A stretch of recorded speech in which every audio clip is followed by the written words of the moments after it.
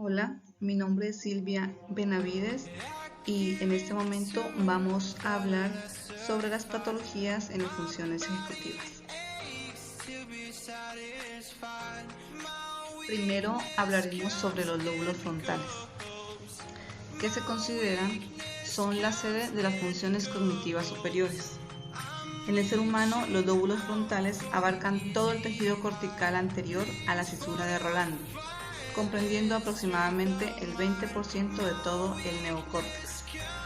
Además del procesamiento de la información sensoriomotora, se ha considerado tradicionalmente que los lóbulos frontales son la parte del cerebro subyacente a aquellos aspectos que nos definen y caracterizan como humanos, como son el lenguaje, la personalidad, la inteligencia, el pensamiento abstracto, las funciones ejecutivas, la cognición social, el control atencional, entre otros.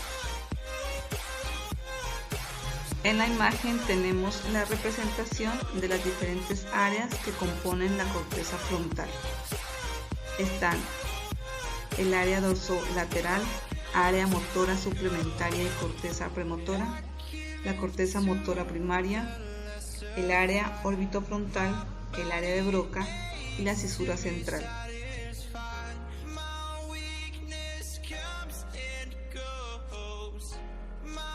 Anatomía de los lóbulos frontales. El lóbulo frontal incluye las regiones posteriores de la corteza frontal y la corteza prefrontal. En las regiones posteriores de la corteza frontal o corteza frontal agranular están relacionadas con la actividad motora. Por una parte, corresponden al área motora primaria, que es el área 4 de Brodmann o circunvolución precentral, y por otra el área premotora o área motora de asociación, área 6, 8 campo ocular frontal y 44 área de Broca. Y por otro lado la corteza prefrontal o corteza frontal granular, correspondiente a las áreas 9, 10, 11, 12, 13, 14, 15, 45, 46 y 47 de Brodmann, según se ilustra en la figura. A su vez, la corteza prefrontal se divide en las regiones dorsolateral, mesial y orbital. Los componentes límbicos del lóbulo frontal incluyen el cíngulo anterior y el sector posterior de la superficie frontal orbital.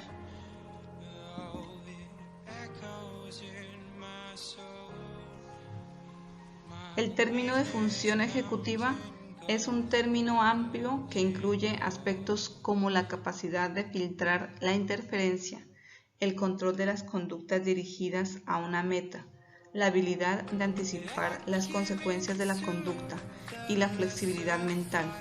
También incluye la moralidad, la conducta ética y la autoconciencia. En general, se supone que el lóbulo frontal hace las funciones de programador y controlador de la actividad psicológica.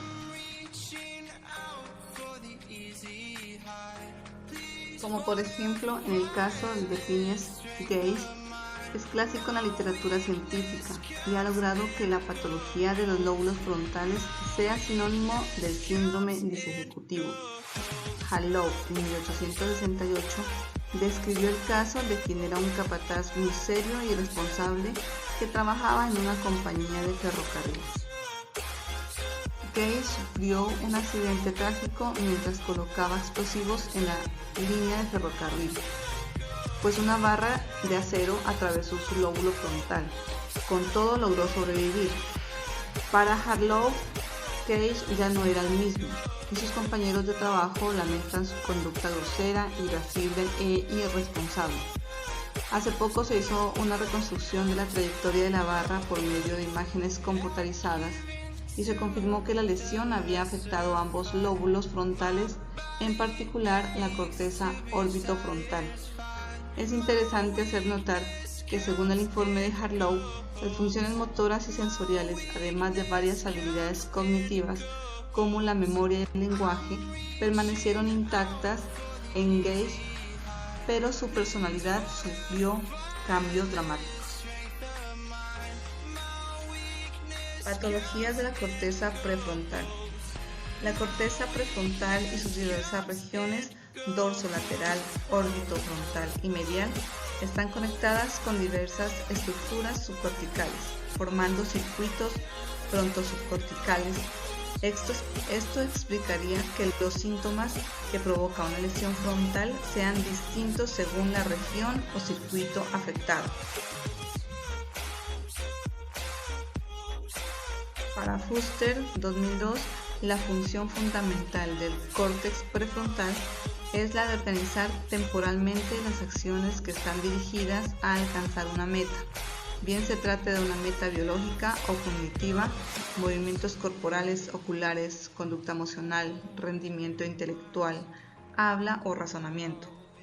El córtex dorsolateral actúa como mediador de una cantidad de estímulos que se reciben de forma independiente y que coinciden en el tiempo con la finalidad de organizar la conducta para un fin determinado.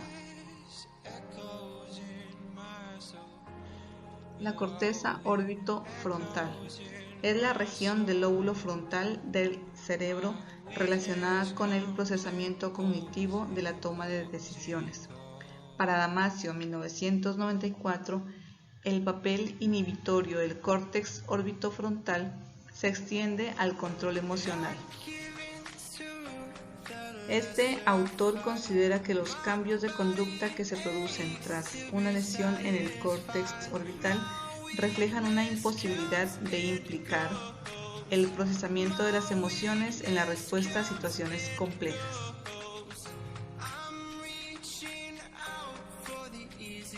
Este síndrome está asociado con conductas de desinhibición, impertinencia, irritabilidad, la debilidad emocional, falta de tacto, distractibilidad y desinterés por los sucesos actuales. El afecto puede presentarse como moria, un tanto excitado, o whistle shoot, reiteración verbal de observaciones cáusticas o burlonas. Desde el principio por Oppenheim, 1880.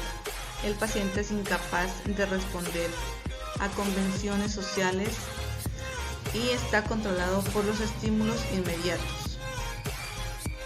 Cummings, 1993, observó imitación automática de gestos. Curiosamente, las lesiones del circuito orbitofrontal también pueden relacionarse con trastornos de tipo obsesivo-compulsivo. Saxena, 2001.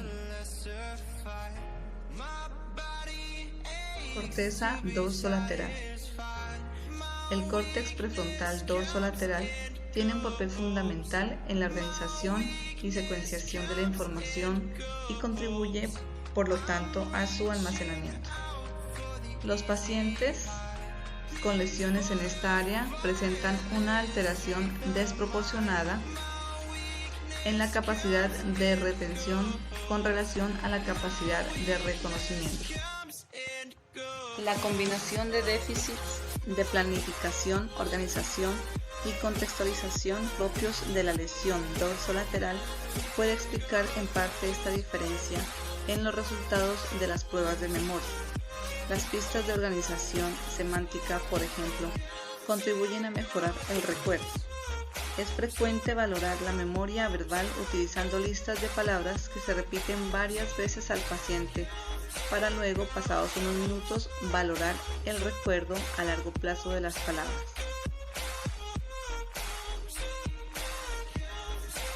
Las lesiones dorsolaterales del hemisferio derecho presentan trastornos de tipo no verbal y paralingüístico, y en caso de lesiones dorsolaterales del hemisferio izquierdo, habrá disminución en la fluidez verbal y afasia extrasilviana transcortical motora. La corteza ventromedial. En el año 2007, Goel y Dolan mostraron que los chistes divertidos inducían una activación de la corteza prefrontal ventromedial del hemisferio derecho, mientras que aquellos que implicaban una violación de las normas sociales inducían a una activación de la amígdala derecha y de la corteza orbitofrontal izquierda. Por lo tanto, la región ventromedial desempeña un papel especializado en el procesamiento emocional. Bullman, Rakic y Porrino, 1985, detectaron las entradas desde el área 24 de Brodmann a la región ventral del núcleo estriado, núcleo caudado ventromedial, putamen ventral, núcleo accumbens y tubérculo olfatorio. El daño en este circuito causa apatía o abulia, que es una forma grave de apatía. Las lesiones bilaterales graves en el área frontal media producen mutismo acinético, es decir, el individuo está despierto y posee autoconciencia, pero no inicia ningún tipo de conducta. Ross y Stewart, 1981, ni lo mueve tampoco motivación alguna. El mutismo acinético en caso de lesiones bilaterales graves puede resultar en un paciente que presenta pocos movimientos espontáneos, puede mostrarse incontinente y puede hablar utilizando únicamente monosílabos en respuesta a las preguntas que se le formulan. Tampoco reacciona en términos emocionales, aun con estímulos dolorosos, y se muestra completamente indiferente. Damasio, 1989. En consecuencia, los pacientes con lesión en esta región tendrían dificultades para el acceso a la información afectivo-emocional, tanto crítica y decisiva, durante una toma de decisiones. Damasio, 1996.